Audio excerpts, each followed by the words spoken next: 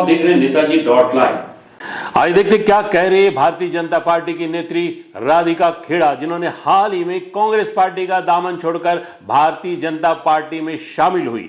आखिर ऐसी कौन सी बात थी कि उन्होंने महत्वपूर्ण पद छोड़कर भारतीय जनता पार्टी में शामिल हुई? आखिर ऐसा क्या माहौल कांग्रेस पार्टी के अंदर निर्मित हुआ, एक नेत्री भारतीय जनता पार्टी में शामिल हुई? आइए देखते हैं राहुल गांधी के उस बयान पर जो उन्होंने हाल ही में विदेश यात्रा के दौरान दिया है, उस पर क्या प्रतिक्रिया दे रही है राधिका खेड़ा। इसके साथ साथ सुनते हैं पूर्व विधायक रंजना साहू के उस बयान को भी। लोग गवाह है उस चीज के जो मेरे साथ घटी हुई, लेकिन उस पर जाने से पहले एक महत्वपूर्ण बात आपके सामने करना चाहती हूँ। हम सब जानते हैं राहुल गांधी इस समय विदेश में है, और जब वो विदेश जाते हैं तो हमारे देश के बारे में कुछ टिप्पणी ना करे ऐसा होता नहीं। हालांकि जातिगत जनगणना पे भी बात कर रहे हैं, लेकिन एक बहुत महत्वपूर्ण वीडियो सामने आया जिसकी मैं 2-4 लाइनें बोलूंगी क्योंकि इंग्लिश में है। आज उन्होंने कहा कि bad attitude that Indian males have towards women, उसके पूरे बारे में, that a large number of Indian males have a very bad attitude towards women and I am all for women joining politics. और उन्होंने आगे जाके ये भी कहा that the main fight of ideology and the main difference between BJP and RSS is the way that they look at women।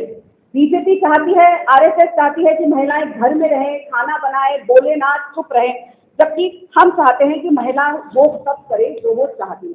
ये उन्होंने America में जाके बोला। मैं आज आपके माध्यम से राहुल जी से पूछना चाहती हूँ कि वहां बैठ के जो वो बड़ी बड़ी बातें कर रहे हैं, ऐसा है नहीं कि उनकी पार्टी में होता है कि उनको पता नहीं है। हम सब राहुल जी के साथ काम कर चुके हैं, हम सबका साथ सब एक्सेस है, उन तक बात पहुंचती है, और मीडिया में जो चीजें होती है वो भी पहुंचती है। ऐसा तो है नहीं वो टीवी नहीं देखते या ट्विटर नहीं खोलते, सब पता रहता है।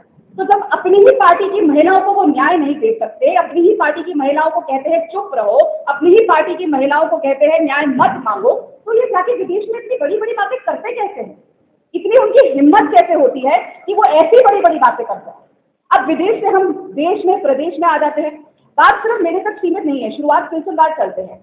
आप सब वाकिफ है कि जब यहाँ पे कांग्रेस का अधिवेशन हो रहा था तो पूरे देश से विभिन्न नेता है। उनमें से एक हमारी दलित नेत्री थी कांग्रेस की उस समय, अर्चना गौतम जी, जो स्वयं बेटी लड़की हूँ लड़ सकती हूँ की ब्रांड एम्बेसडर थी, क्योंकि स्वयं प्रियंका गांधी जी ने उनको टिकट दी थी उत्तर प्रदेश से, और स्वयं प्रियंका गांधी जी उनके चुनाव प्रचार में भी बहुत गई थी, उनके साथ गाड़ी की छत पे बैठ के खूब हाथ हिलाए थे।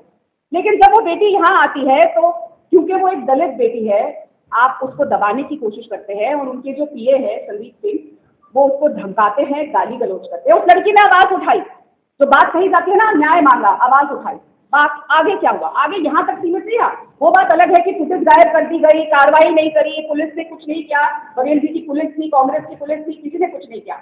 लेकिन जब वो लड़की दिल्ली जाती है, एक दिन हमारे कांग्रेस के, मेरी पूर्व पार्टी के, अभी भी निकल आता है 22 साल जिस पार्टी के साथ रही हूँ, तो जब वो कांग्रेस के मुख्यालय जाती है 24 अक्टूबर को, तो यही संदीप से, यही प्रियंका गांधी का पीए, वो मैसेज भी करी थी प्रियंका जी को। वो मैसेज मैंने खुद अपनी आंखों से देखा और कहा था कि दीदी मैं आपसे मिलना चाहती हूँ।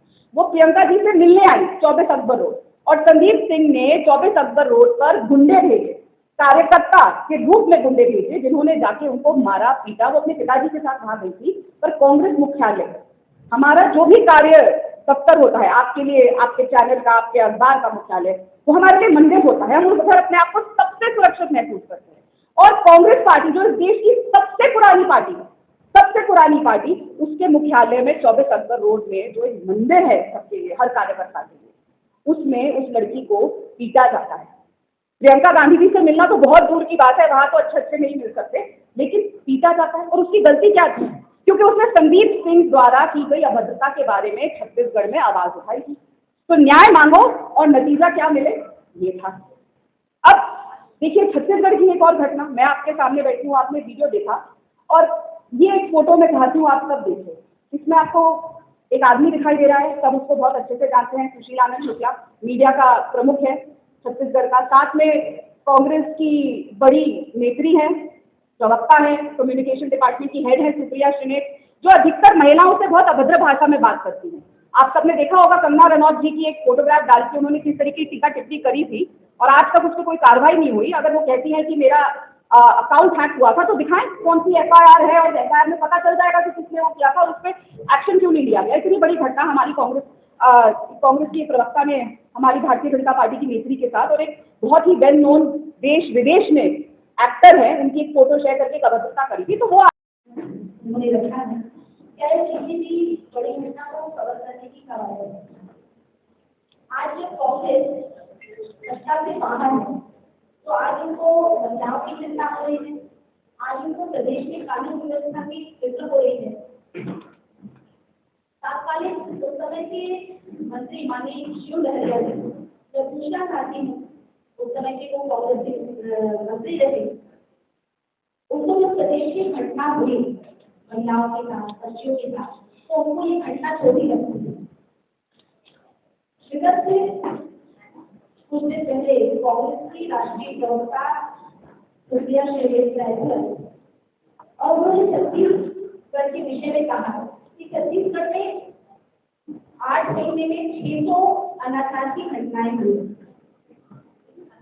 किसी भी कोई भी घटना महिलाओं से यदि संबंधित है, उनके साथ अनाचार हो रहा है, दुराचार हो रहा है या दुर्व्यवहार हो रहा है इस प्रदेश में, तो निश्चित ही हम सबके लिए बहुत दुखदायी है। किंतु यदि कांग्रेस प्रश्न करती है, राष्ट्रीय प्रवक्ता है सुप्रिया श्रीवास्तव जी, तो इस बात का जवाब देना लाजमी है।